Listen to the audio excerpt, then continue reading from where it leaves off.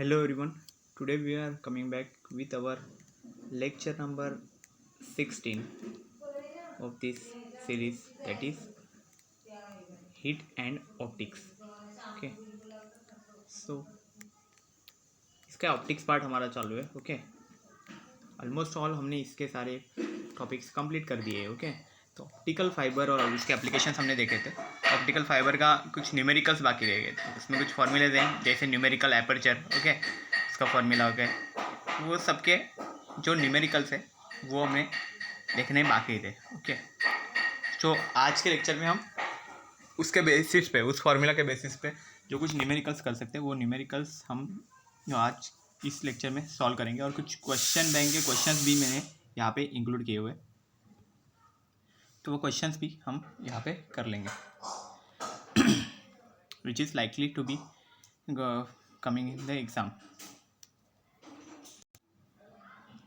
Now proceed to our first slide. So देखो पहले क्या है, न्यूमेरिकल एपर्चर चीज़ क्या है, उसका फॉर्मूला था वो समझ लो. तो क्या न्यूमेरिकल एपर्चर देखो कैसा एक तरह का मतलब गैप स्लिट रहता है ना, वैसा उसी को बोला जाता है numerical aperture. Okay. Obstacle type. The sine of acceptance angle of the optical fibre is known as the numerical aperture.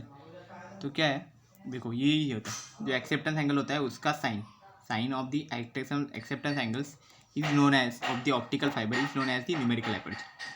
तो रिप्रेजेंट क्या करता है, light gathering power of optical fibre.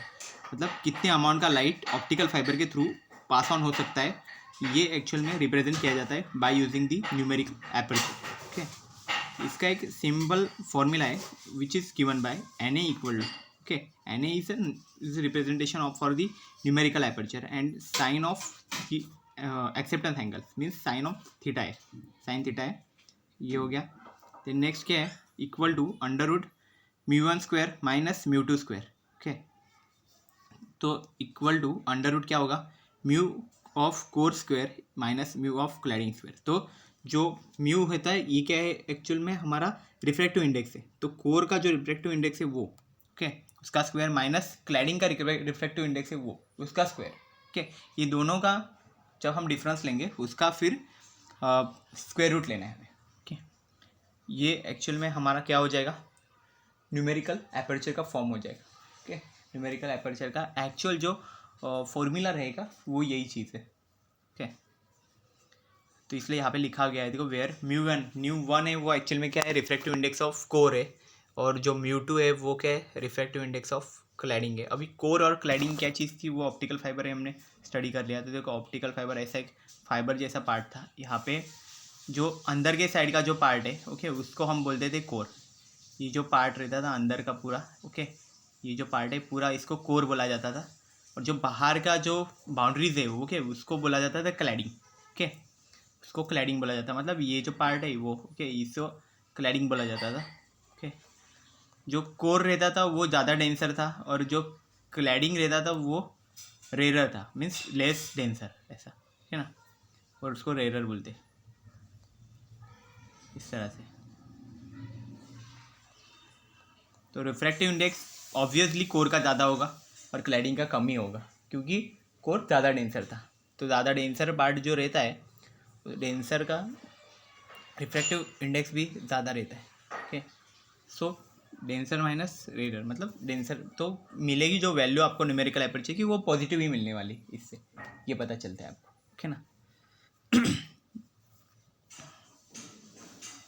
सो ये सब हो गया. और जो थीटा है एंगल, जो यहाँ पे sine of angle of acceptance angle. तो एक्सेप्टेंस एंगल हमारा क्या था, जैसे ही आप कोई इंक्लूड करते हैं, ओके ना, यहाँ पे किसी भी लाइट को, ओके,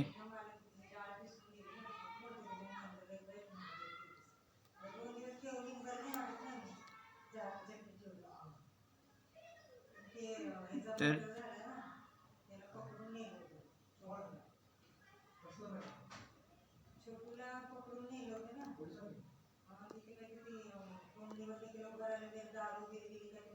तो ये देखो यहाँ पे वही, तो ये जो एंगल बनेगा ना यहाँ पे, वही एक्चुअल में क्या होता है, एक्सेप्टेंस एंगल होता है.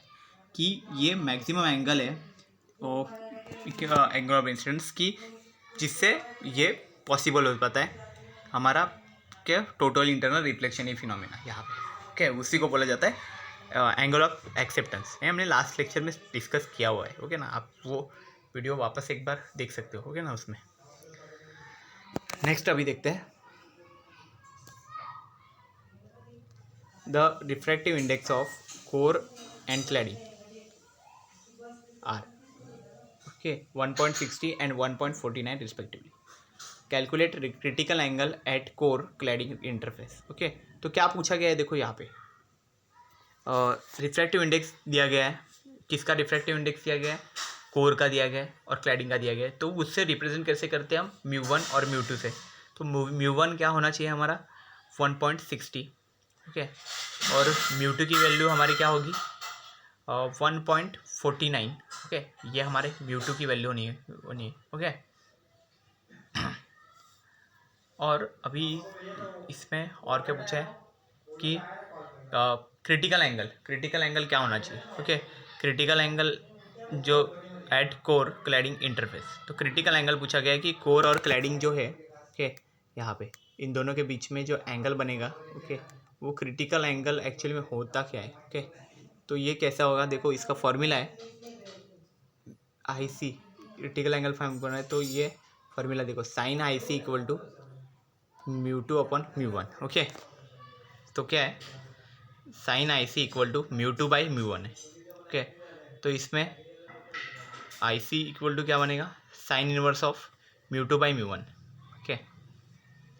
B sine equal to sine inverse of μ2 by μ1। तो μ2 का वैल्यू कितना होगा? 1.49, ओके, जो एक्चुअल में हमारा क्लैडिंग रहेगा। क्लैडिंग का हमें मालूम है कि लेस रहता है, ओके, और देन कोर का ज़्यादा रहता है, एंड डिवाइड बाई 1.60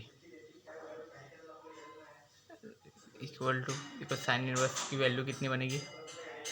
ये अगर हम अगर सॉल्व करते हैं तो ये कितना बनेगा? 1.49 डिवाइड बाई 1.60, ओके। ये वैल्यू कितनी बनेगी? IC equal to 68 degree 37 minute, okay, इतना वैल्यू बनेगा, ओके। देन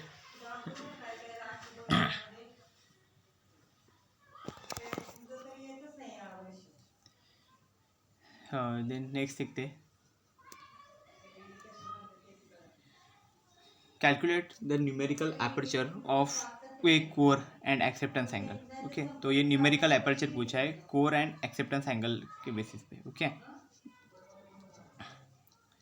तो क्या पूछा गया है कि यहाँ पे हमें न्यूमेरिकल एपर्चर पूछा है कोर का, एंड हमें एक्सेप्टेंस एंगल भी पूछा गया है, ओके। दो चीज़ें हैं यहाँ पे हमें पूछी गई है, ओके। न्यूमेरिकल एपर्चर लिख देते हैं, और थीटा ए भी पूछा गया है हमें। थीटा ए की वैल्यू भी हमें फाइंड करनी है, ओके।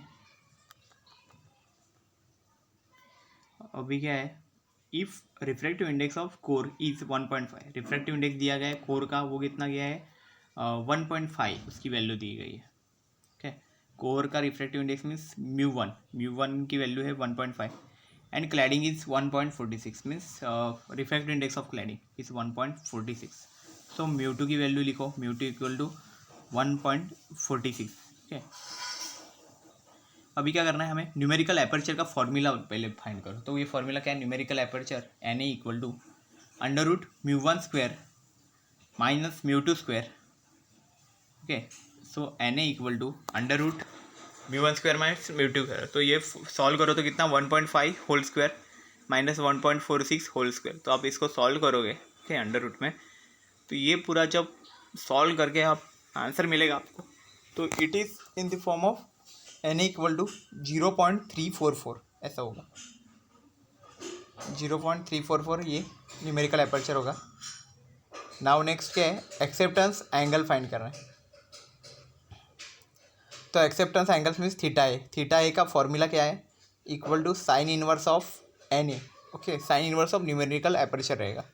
तो ये कितना बनेगा? साइन इनवर्स ऑफ 0.344, ओके, ये चीज़ होगी। अभी क्या करना है? थीटा ए को अगर आप सॉल्व करते हो, ओके, इसका, तो ये साइन इनवर्स अगर इसका फाइंड कर दिया तो वो कितना बनेगा? It is about 20.12 degree, okay ना। ये ऐसा बनेगा 20.12 डिग्री, ये चीज़ होगी।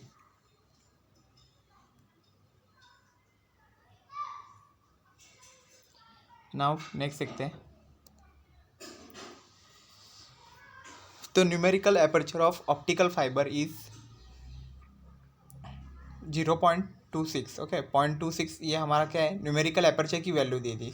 मतलब क्या है, एन की वैल्यू यहाँ पे हमें मिल गई है। वो कितना है हमारा 0.26। ओके, ये हमारा एन का वैल्यू है। ओके, तो न्यूमेरिकल एपर्चर की वैल्यू कितनी हो गई 0.26।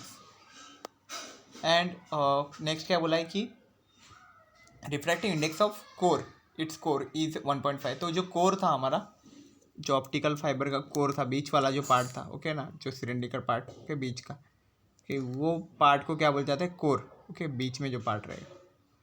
तो इसकी वैल्यू कितनी है, कोर की रिफ्रैक्टिव इंडेक्स की वैल्यू है 1.5। Okay, now calculate the refractive index of cladding. अभी क्या हमें रिफ्रैक्टिव इंडेक्स जो क्लैडिंग का है उसकी वैल्यू फाइंड करनी है। आल्सो कैलकुलेट एक्सेप्टेंस एंगल, और एक्सेप्टेंस एंगल भी फाइंड करना है। तो पहले तो रिफ्रैक्टिव इंडेक्स की वैल्यू फाइंड कर लो, उसके बाद तो एक्सेप्टेंस एंगल तो फाइंड हो ही जाएगा।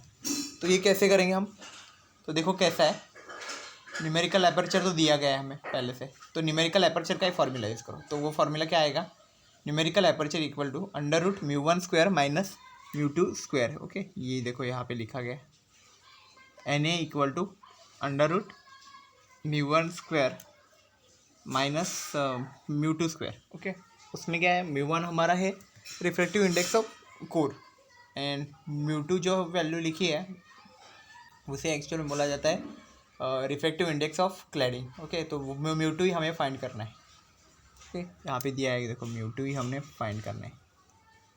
तो अभी इससे एक्सपांड कर दे। ओके, तो NA का वैल्यू लिख देते हैं, तो 0.26 बन जाएगा। और ये देखो इस तरह से बनेगा, ये 1.5 होल स्क्वायर माइनस μ2²। ओके, ऐसे बनेगा।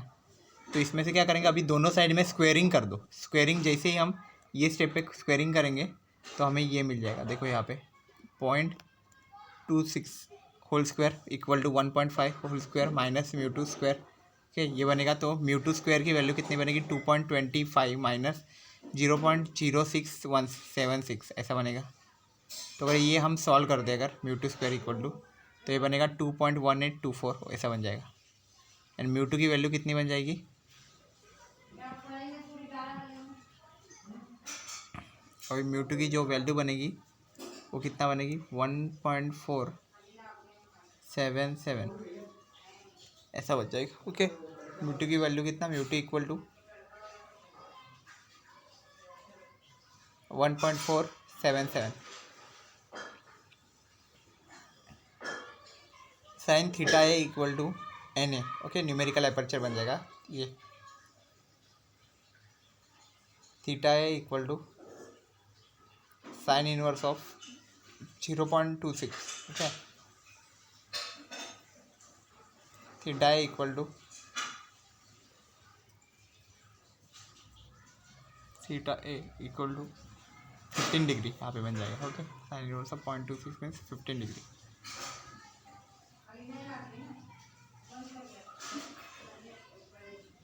इक्वल टू क्या बनेगा, 15 डिग्री। ये अगर आप इसकी वैल्यू अगर कैलसी में आप फाइंड करोगे तो ये कितना बनेगा, ये 15 डिग्री बन जाएगा। ओके ना, इस तरह से रहेगा।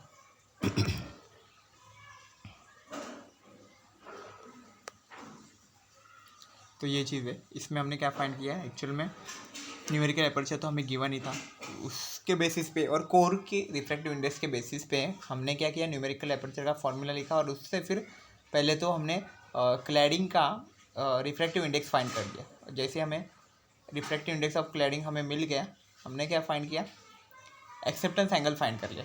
फॉर्मूला क्या था, numerical aperture equal to sine theta. Numerical aperture का तो वैल्यू था हमारे पास। Okay, theta equal to sine inverse of numerical aperture, ऐसा वो फॉर्मूला हमने यहाँ पे एक्चुअल में यूज़ किया। ओके, और उसके बेसिस पे हमें यहाँ पे एक्सेप्टेंस एंगल की वैल्यू भी मिल गई। ओके, तो एक ये इम्पोर्टेंट फॉर्म था। नेक्स्ट देखते हैं।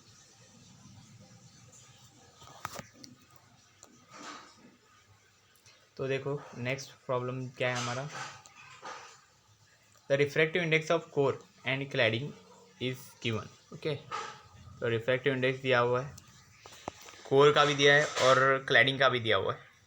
ओके, तो रिफ्रैक्टिव इंडेक्स ऑफ कोर है 1.54। ओके, एंड क्लैडिंग जो है उसका रिस्पेक्टिव इंडेक्स है 1.50। Okay, respectively calculate acceptance angle, और हमें पूछा गया है एक्सेप्टेंस एंगल, बस हमें इतना ही दिया गया। तो पहले तो हमें म्यू1 भी दिया हुआ है, म्यू1 मतलब हमारा रिफ्रैक्टिव इंडेक्स ऑफ कोर है, और म्यू1 की वैल्यू है 1.25, इसलिए लिखो म्यू1 equal to 1.54। Then refractive index of cladding भी दिया है, वो कितना है म्यू2 कितना है 1.50, म्यू2 इक्वल टू 1.50 हो जाएगा। ठीक है, नेक्स्ट क्या हो गया, एक्सेप्टेंस एंगल पूछा गया है, तो थीटा ए की वैल्यू हमें एक्चुअल में फाइंड कर रही है। Acceptance angle means theta A.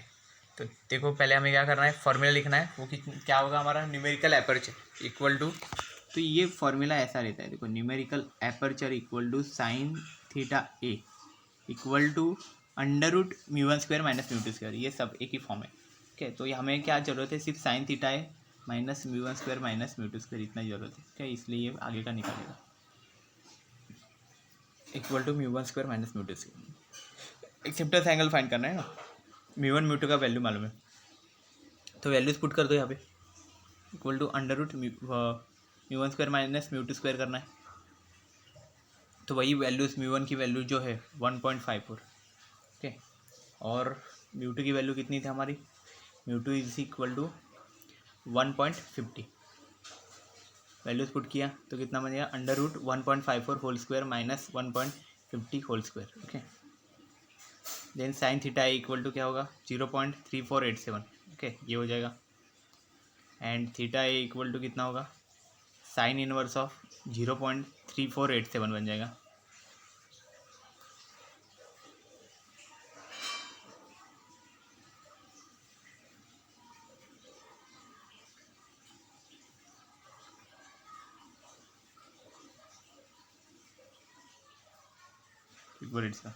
And theta ए कितना बनेगा, साइन इनवर्स ऑफ 0.3487। तो ये अगर आप वैल्यू फाइंड करते हो तो इसका एंगल मिलेगा आपको, थीटा ए की value is about 20.40 okay degree, ऐसा बनेगा ये 20.40 डिग्री बन जाएगा ये एक्चुअल में। ठीक है,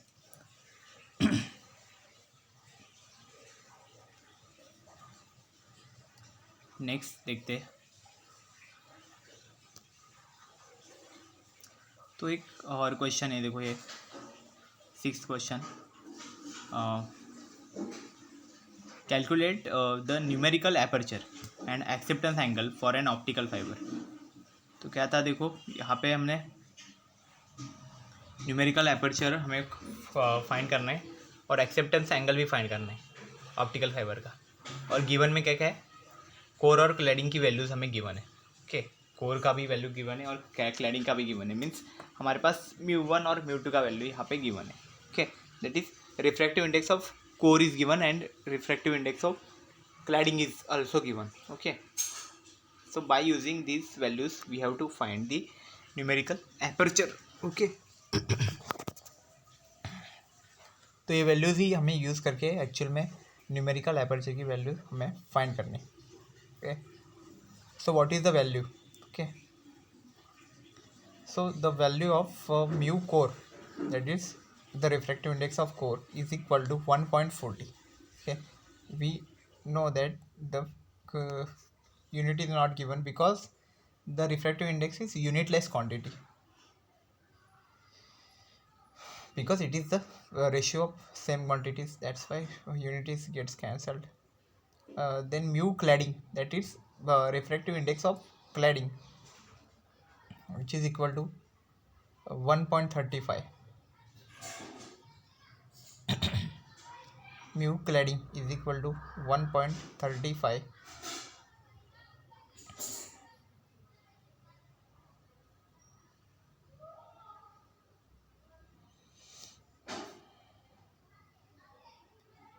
Now next is solution is mu core equal to 1.40 and mu cladding is equal to 1.35. Now we have to find numerical aperture. So write the formula of the numerical aperture on the basis of refractive indices of core and cladding. तो ये कितना बनेगा देखो, acceptance angle actual में find करना है. Numerical aperture equal to means N A equal to under root mu core whole square minus mu cladding whole square equal to under root 1.40 whole square minus 1.35 whole square equal to under root 1.96 minus 1.8225 okay equal to under root 0.1375. ये आप find करते हो, ये अगर लिखते हो आप okay difference है ये सॉल्व करते हो तो ये एक्चुअल में वैल्यू कितनी 0.1375 ओके ये वैल्यू मिलेगी. ओके इसका अगर स्क्वायर रूट लेते हो आप तो ये स्क्वायर रूट कितना बनेगा, स्क्वायर रूट अगर इसका लेते हो सो एन ए की वैल्यू कितनी बनेगी यहाँ पे 0.3708 ओके ये वैल्यू बनेगी यहाँ पे. देन नेक्स्ट क्या होगा इसका, ये न्यूमेरिकल एपर्चर की वैल्यू हो गई. इसका भी कोई यूनिट नहीं होता. क्यों नहीं यूनिट होता, क्योंकि ये रिफ्रैक्टिव इंडेक्सेस पे डिपेंड करती है और रिफ्रैक्टिव इंडेक्सेस तो ऑलरेडी यूनिटलेस क्वांटिटी है. Then acceptance angle equal to sine inverse of N A okay it is numerical aperture. Theta A equal to यहाँ पे क्या बनेगा sine inverse of numerical aperture value is 0.3708. So theta A value is equal to 21.76 degree okay ये हमारा angle बन जाएगा यहाँ पे ओके जब हम ये सॉल्व करेंगे तब.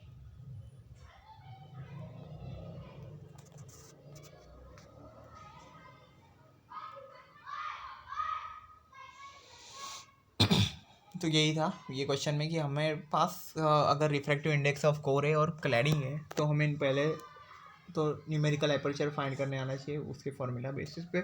देन एक्सेप्टेंस एंगल भी न्यूमेरिकल एपर्चर के बेसिस पे हम फाइंड कर सकते हैं. ओके सो ये एक्चुअल में चीज़ थी यहाँ पे इस क्वेश्चन में कि एक्सेप्टेंस एंगल किस तरह से फाइंड किया जाता है when the refractive indexes of core and cladding is given.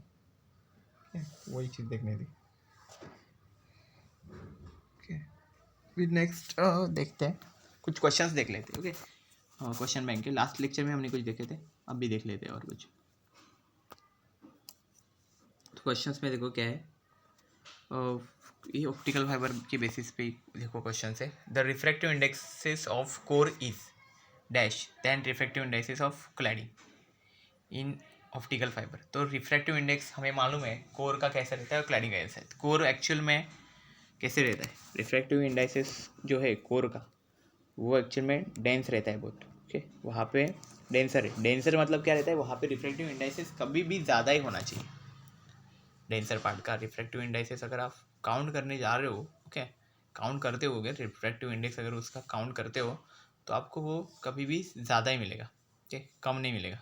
तो इसलिए क्या होगा, refractive indices of core is greater than refractive indices of cladding in optical fibre. ये चीज़ होगी. नेक्स्ट क्या है देखो, जो टोटल कंडीशंस ऑफ TIR. तो TIR क्या चीज़ है, टोटल इंटरनल रिफ्लेक्शन. तो टोटल इंटरनल रिफ्लेक्शन के लिए कंडीशन क्या होनी चाहिए. ओके तो पहली तो है light must travel from optically denser to optically rare medium. ये करेक्ट है, ऐसी कंडीशन होनी ही चाहिए. देन नेक्स्ट क्या है, I is greater than IC. मतलब क्या है, क्रिटिकल एंगल से वो ज़्यादा ही होना चाहिए. नेक्स्ट क्या है, mu core is greater than mu cladding. Means वही अभी बताया मैंने वही है. Means refractive index of core is greater than the refractive index of cladding. तो ये चीज़ होगी यहाँ पे ऑप्टिकल फाइबर में. ओके ये चीज़ होगी तभी एक्चुअल में क्या होगा, टोटल इंटरनल रिफ्लेक्शन पॉसिबल है. तो मतलब ये तीनों की तीनों कंडीशन सही है. ओके तो इसलिए ऑप्शन हमें क्या क्लिक करना चाहिए, इसमें मैंने ग्रेटर होना चाहिए. देखो इसमें होना चाहिए all of the above. Next क्या है, the central part of an optical fibre is called. तो देखो ऑप्टिकल फाइबर का हमने देखा था, ये जो पार्ट रहता था उसका एकदम सेंट्रल में भी कुछ पार्ट रहेगा। ओके, जो सेंट्रल पार्ट था जहाँ से एक्चुअल में लाइट प्रोपेगेट होती है, मीन्स लाइट एक्चुअल में ट्रैवल करती है जिस पार्ट के अंदर से। ओके, वो जो पार्ट है उसी को एक्चुअल में बोला जाता है कोर। ओके, बाकी सब तो उसके आउटर पार्ट रहते हैं। ओके, सबसे इनर पार्ट जो रहता है वही एक्चुअल में होता है एक core. Okay, it is very central, it is central part of an optical fibre. Okay, optical fibre cable, so it is known as the core.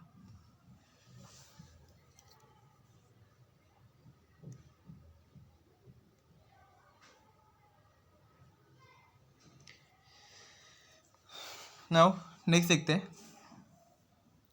The collection of light waves of an optical fibre is depends on. Okay, तो मतलब क्या है कि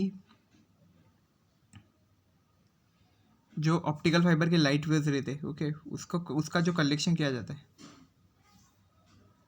depends on, तो किस चीज़ पे depend करता है कि कितने लाइट वेव्स उसमें से गैदर्ड होके जाएंगे। ओके, कितने कलेक्ट होके जाएंगे, वो एक्चुअल में किस चीज़ से वो एक्चुअल में डिटरमाइन किया जा सकता है। ओके, क्या चीज़ है जो उसको रिप्रेजेंट करती है, जो नीचे के ऑप्शन है उसमें से। ओके, कोई साइज तो नहीं आ सकता, सो बचेगा देखो ये बोथ ये सब नहीं होगा और नन ऑफ द अबव, ऐसा कुछ नहीं होगा, कोई एक ही ऑप्शन रहेगा। तो वो ऑप्शन यहाँ पे क्या बनेगा, न्यूमेरिकल एपर्चर, जो एक्चुअल में रिप्रेजेंटेशन है कि gathering of the light waves of an optical fibre, इसका एक्चुअल में बोला जाता है न्यूमेरिकल एपर्चर। ओके, इसको बोला जाता है।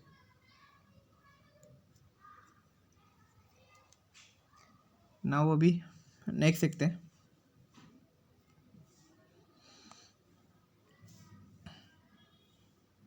इसका क्या न्यूमेरिकल एपर्चर आएगा।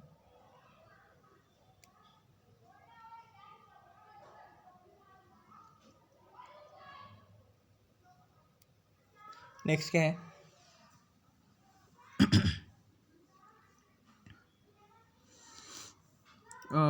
The parts of an optical fibres are.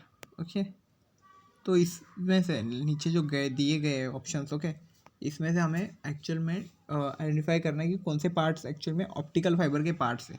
ठीक है, सो पहला तो कोर है। कोर तो सबसे सेंट्रल पार्ट है, हमने अभी बोला, तो वो तो ऑप्टिकल फाइबर का पार्ट होना ही है। ओके, वो है करेक्ट ऑप्शन है। देन नेक्स्ट है क्लैडिंग। क्लैडिंग मीन्स कोर के बाहर का पार्ट है। ओके, जो कोर को कवर करता है ऐसा पार्ट जो है उसे बोला जाता है कि क्लैडिंग, तो वो भी पार्ट ही हुआ ऑप्टिकल फाइबर का। नेक्स्ट क्या है, primary and secondary coating. Okay, तो प्राइमरी कोटिंग एक चीज़ है और सेकेंडरी कोटिंग एक चीज़ है, तो दोनों भी क्या होगा, तो पहले आएगा प्राइमरी कोटिंग, देन सेकेंड आएगा सेकेंडरी कोटिंग। ओके,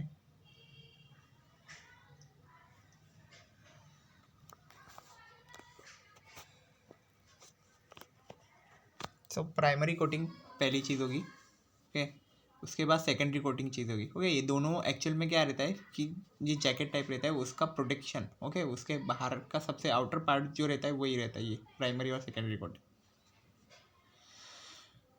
तो इस तरह से ये सारे के सारे एक्चुअल में पार्ट्स रिप्रेजेंट करते हैं ऑप्टिकल फाइबर्स को। ऑप्टिकल फाइबर्स के एक्चुअल में सब पार्ट्स हैं। This all the are the parts of an optical fibres. Okay, इसलिए ऑप्शन क्या आएगा हमारा, ऑप्शन डी आएगा, ऑल ऑफ दी अबव। क्योंकि इसका रीज़न भी है कि जो कोर है वो सबसे सेंट्रल पार्ट है, देन उसके बाहर का पार्ट है क्लैडिंग के, उसके बाहर का जो है क्लैडिंग के भी बाहर जो एक्चुअल में आउटर जैकेट जैसा काम करता है वो क्या, वो कोटिंग रहता है, वो है प्राइमरी कोटिंग रहता है। ओके, और उसके भी बाहर एक कोटिंग रहता है जो एक्चुअल में उसको ही सबसे आउटर में जो रहते हैं उसको क्या बोलते हैं, सेकेंडरी कोटिंग वहाँ पे बोलते हैं। Okay, so this are all are the parts of an optical fibre. Next देखते हैं।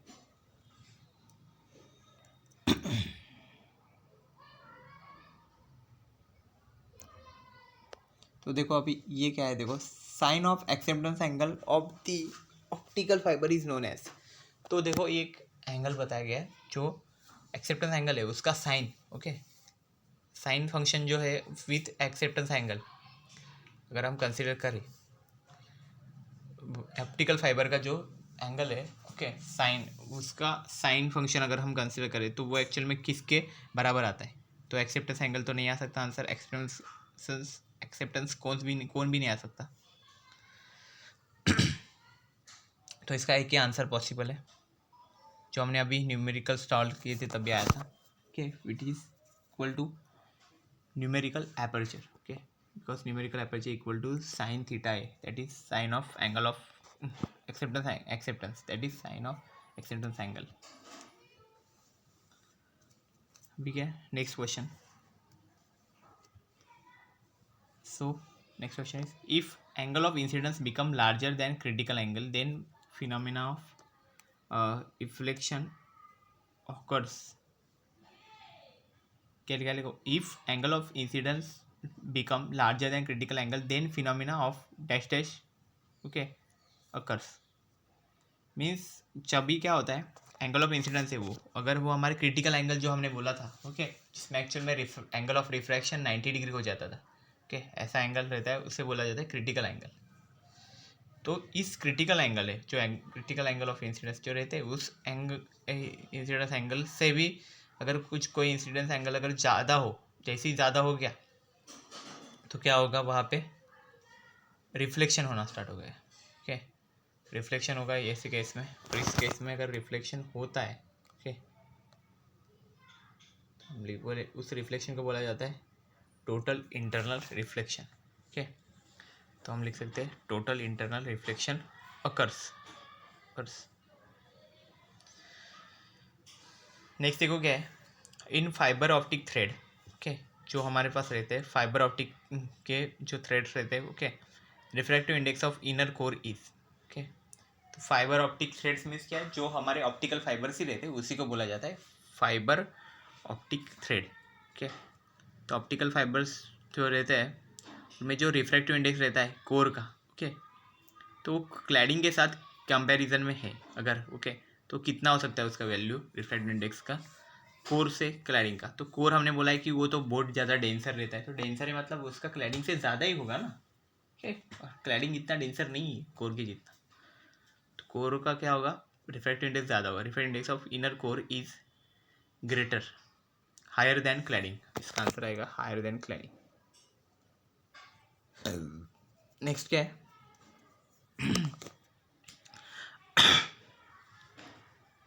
angle of incidence that causes refracted ray to bend through 90 degree is called, okay.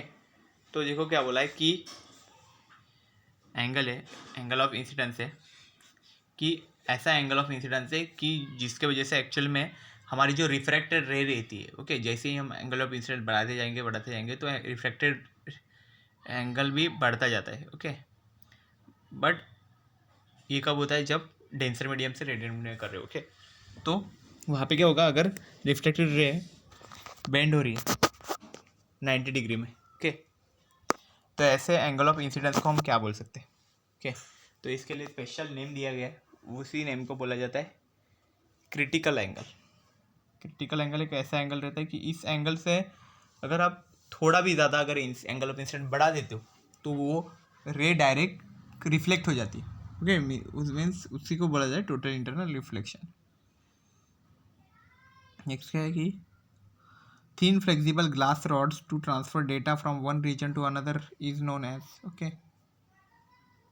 तो ऐसे कुछ थिन फ्लेक्सिबल है ग्लास रॉड से, okay, glass rods ऐसे glass rods रहते हैं वो, ओके, मतलब ये हमने जो पढ़ा वही बता रहे हैं, ग्लास रॉड्स, ओके, जिसके अंदर से डेटा ट्रांसफ़र हो सकता है एक रीजन से दूसरी रीजन पे, ओके, मीन्स एक प्लेस हमने कंसिडर किया, उस प्लेस से दूर के किसी प्लेस पे अगर हम डेटा ट्रांसफ़र कर सकते हैं सिर्फ एक ग्लास रॉड की मदद से जो थीन और फ्लेक्सिबल है, तो उस glass fibre, okay, glass rod को क्या बोला जाता है?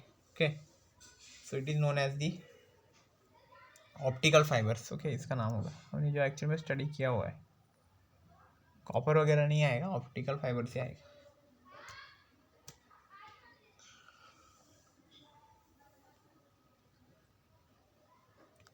नेक्स्ट देखते हैं। तो देखो यहाँ पे क्वेश्चन है कुछ, light in optical fibres is,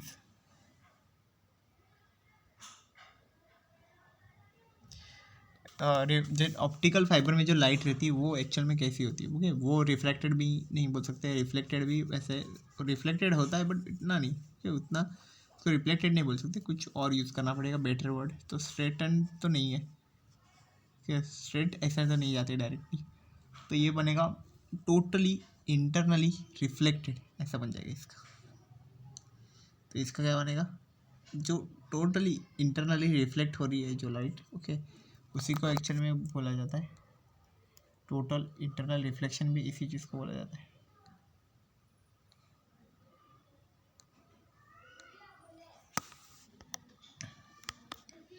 तो अभी क्या है, नेक्स्ट देखो क्वेश्चन। तो इसका आंसर क्या बनेगा? Totally internally reflected.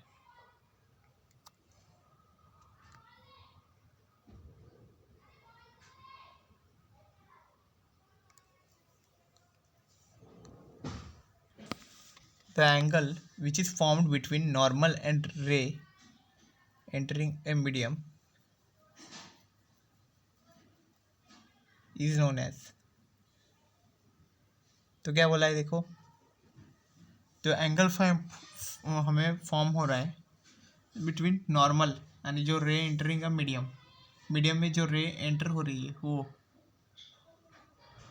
और जो नॉर्मल है वो, ओके, इन दोनों के बीच में जो एंगल बन रहा है उसी को एक्चुअल में बोला जाता है एंगल ऑफ इंसिडेंस बोला जाएगा। ओके ना,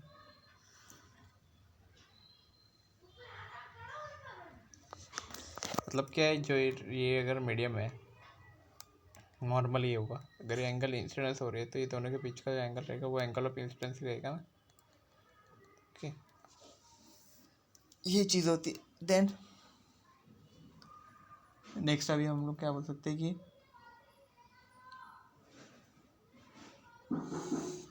बोला है a ray of light strikes the surface of a mirror at an angle of 30 degree with the my mirror,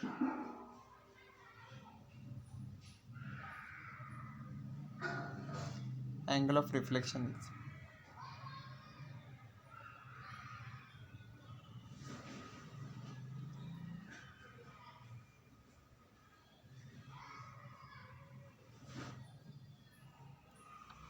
तो इसका आप सॉल्व कर सकते हो। देखो,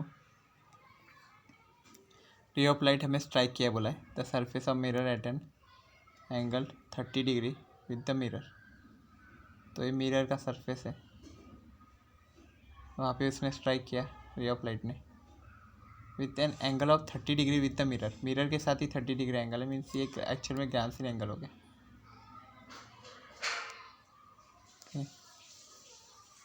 तो यहाँ पे जितना एंगल आएगा वही एंगल यहाँ पे भी आएगा, तो ये एंगल हमारा कितना होगा? 30 हो जाएगा, ये बीच में 90 हो जाएगा।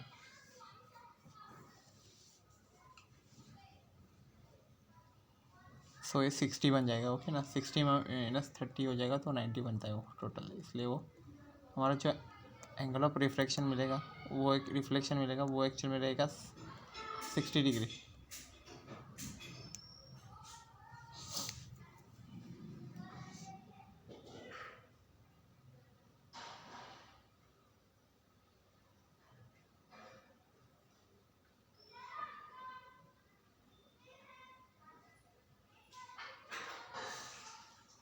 फिर क्या करना है, नेक्स्ट देखो क्या है, light is a form of energy produced by A dash dash. Okay, तो लाइट एक्चुअल में किसने होता है? It is produce by a luminous object. Okay, ऐसा लाइट का जो ऑब्जेक्ट है उसी ल्यूमिनस ऑब्जेक्ट बोला जाता है। नेक्स्ट क्या होता है?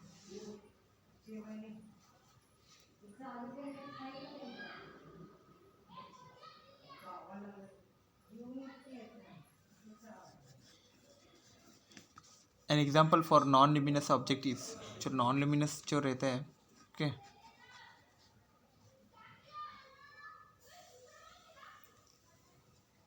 नॉन ल्यूमिनस जिसमें जो लाइट रहती है वो किसी एक सब्सटेंस से क्रिएट नहीं होती, ओके।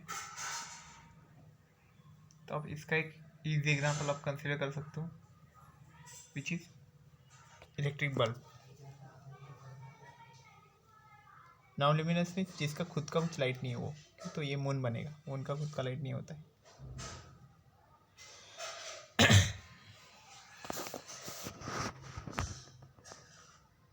मून पे जो लाइट हमें पता चले वो एक्चुअली में सन का ही लाइट है, ओके, वो एक्चुअली में मून पे दिख रहा है, okay.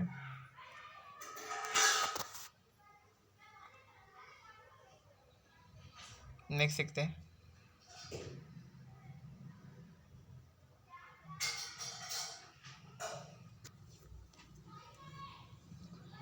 The phenomenon by which the incident light falling on a surface is sent back into the same medium is known as sent, यहाँ पे बैक आएगा, ओके ना, सेंड बैक, ये आप कर दो यहाँ पे changes, okay, back, send back into in the same medium is known as, मतलब ऐसा कौन सा फिनोमिना है कि जिसमें एक्चुअल में हम इंसिडेंट करते हैं लाइट को सरफेस पे और वो अगेन उसी मीडियम में, सेम मीडियम में उसको वापस भेज देती है, ओके।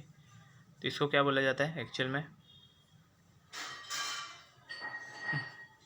रिफ्लेक्शन बोला जाता है, ओके, इसी फिनोमेनन को, जिसमें टोटल इंटरनल रिफ्लेक्शन भी बोल सकते हैं या फिर रिफ्लेक्शन भी बोल सकते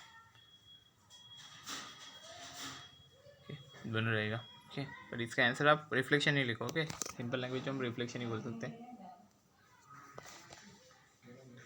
according to the laws of reflection, okay, reflection के लॉज के हिसाब से अगर हम कंसिडर करें तो एंगल ऑफ इंसिडेंस क्या होना चाहिए, ओके, आपको क्या लगता है, ओके। तो अगर आप कंसिडर करें एंगल ऑफ इंसिडेंस के बारे में, अगर according to the laws of, तो उसमें देखो ऐसा रहता है, यहाँ पे आपका सरफेस है, ये आपका हो गया नॉर्मल,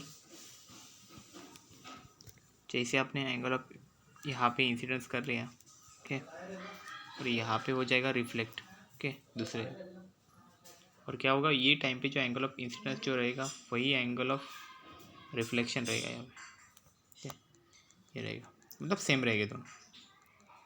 तो इसका आंसर एक्चुअल में क्या होना चाहिए, angle of incidence is must be equal to the angle of reflection, I equal to R होना चाहिए।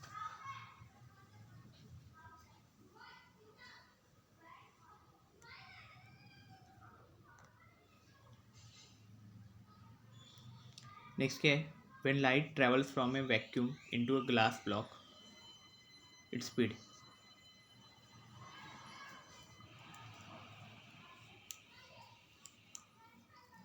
तो क्या होता है, लाइट अगर ट्रैवल कर रही है एक वैक्यूम से, वो अगर ग्लास ब्लॉक में जाती तो उसकी स्पीड में कुछ चेंजेस होते ही कि नहीं, ऐसा पूछा गया, ओके। तो एक्चुअल में जब लाइट अगर किसी भी मीडियम से, एक मीडियम से अगर दूसरे मीडियम में ट्रैवल भी कर रही है तो उसमें कोई चेंजेस नहीं होते, क्योंकि उसके वेव्स भी ट्रांसफर होते रहते हैं, लाइट को कोई फ़र्क नहीं पड़ता कि कोई भी मीडियम हो, ओके। लाइट तो किसी भी मीडियम में ट्रैवल करनी है, स्पेस में भी तो ट्रैवल करती है, वहाँ पे भी वैक्यूम होता है, ट्रैवल तो करती है, ओके। ऐसा नहीं कि यहाँ पे आने के बाद स्पीड उसका कम हो जाता है, ऐसा, ओके, रहता है। तो इसलिए क्या होगा, इट स्टेज सेम, ये आंसर आ जाएगा। नेक्स्ट क्या है, which one of the following is an advantage of optical fibre. तो ऑप्टिक फाइबर का कौन सा एडवांटेज है, तो फर्स्ट देखो क्या लिखा है, the signals travelling through them had to be boosted at intervals, तो उसके अंदर से जो सिग्नल जा रहे हैं वो बूस्टेड होने के चांसेस है। They occupy less space than metal cables, okay, ये बराबर है, split easily, they are expensive to install, okay.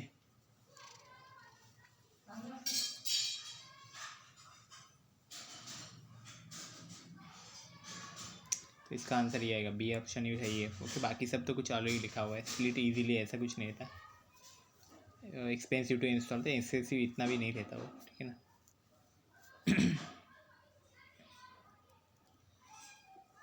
So this is all about the optics part. Okay, I hope you have cleared all these things about the today's lecture. If you have any doubt, you can ask. Thank you very much.